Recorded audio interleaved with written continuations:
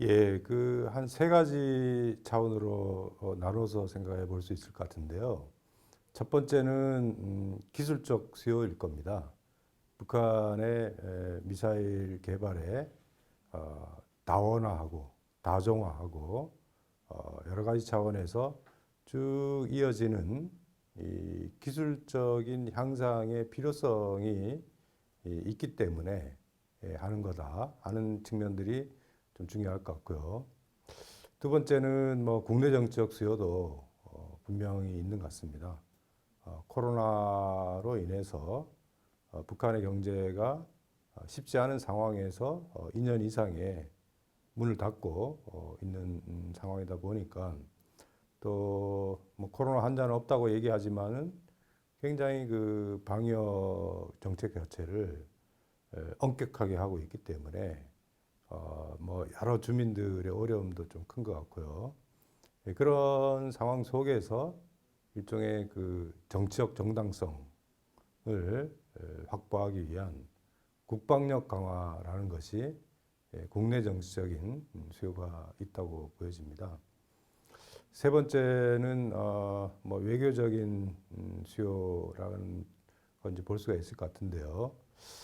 지금 이제 그 미중 관계가 악화가 되면서 유엔 안보리의 일종의 그 안보리 상임이사국 사이에 협력 이런 게 굉장히 좀 약화가 되는 것 같습니다. 그러다 보니까 북한이 미사일을 추가적으로 발사를 해도 제재나 이런 것에 대한 안보리 상임이사국 사이에 동의를 구하는 것이 점점 어려워지지 않나 하는 그런 것이 또 북한의 미사일 도발을 할 수 있는 외교적인 환경을 만드는 게 아니냐 하는 생각이 듭니다.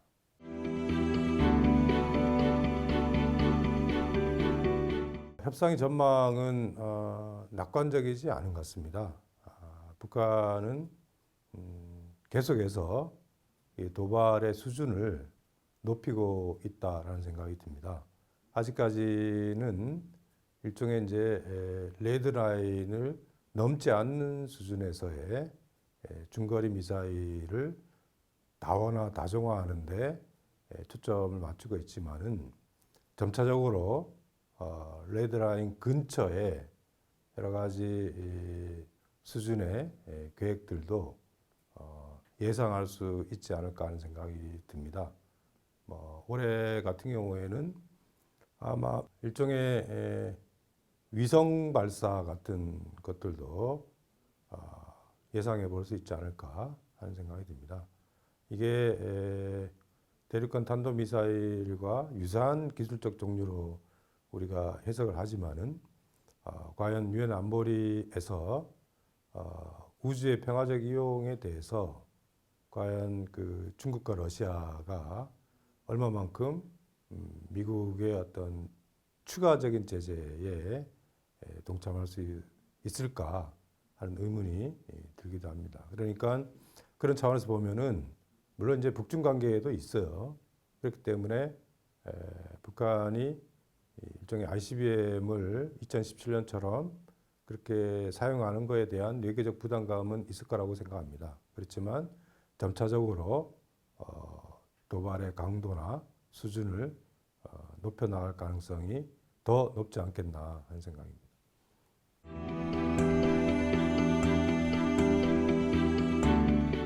뭐 누구나 2018년 평창의 봄을 기억하실 겁니다. 평창의 봄이 세 번의 정상회담과 2018년 한 해 동안 또 싱가포르에서 북한과 미국이 역사적인 정상회담을 하게 되는데요. 지금 와서 이제 평가를 해보면은 이 평창의 봄에 대해서 양면성이 있었다고 생각합니다. 북한은 2017년에 핵무장 완성을 향해서 질주를 한 것이고 핵무장 완성을 선언하고 평창이라는 무대에 일종의 이제 협상의 기회로 활용한 측면들이 있습니다. 그런 차원에서 보면은 좀 이중적인 것이죠. 그래서 그런 부분들에 대해서 우리가 좀 더 면밀하게 좀 분석을 해서 그 협상의 가능성과 한계 이걸 충분히 알고 그 국면을 임했어야 하지 않나 하는 생각이 듭니다. 그렇기 때문에 2019년 2월 달에 하노이 회담이 실패를 하게 되는데 뭐 이게 실패의 원인은 뭐 굉장히 다양하게 해석할 수가 있을 것 같습니다.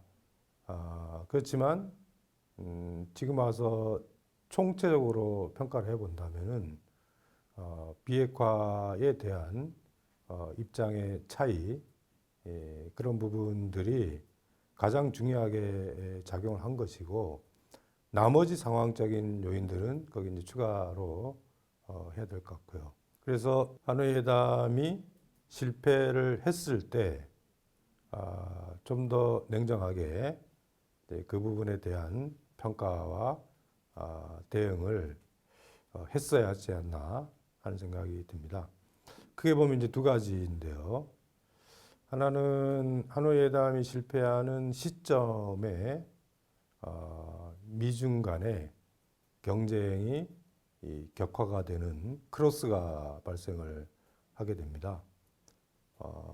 하노이 회담이 성공을 하고 한반도의 비핵화 협상이 진전이 됐다면은 미중 관계가 포괄적인 경쟁을 한다 하더라도 북핵 문제와 관련돼서는 미중 협력을 좀 분리해낼 수 있지 않았나 그렇게 이제 생각을 볼 수 있을 것 같은데 결국 하노이에 대한 실패를 하면서 미중 관계가 포괄적으로 경쟁 국면으로 전환하고 북한은 그런 미중 경쟁에 편승하면서 협상의 요구와 조건, 기대 이런 게 굉장히 이제 달라지게 된 거죠.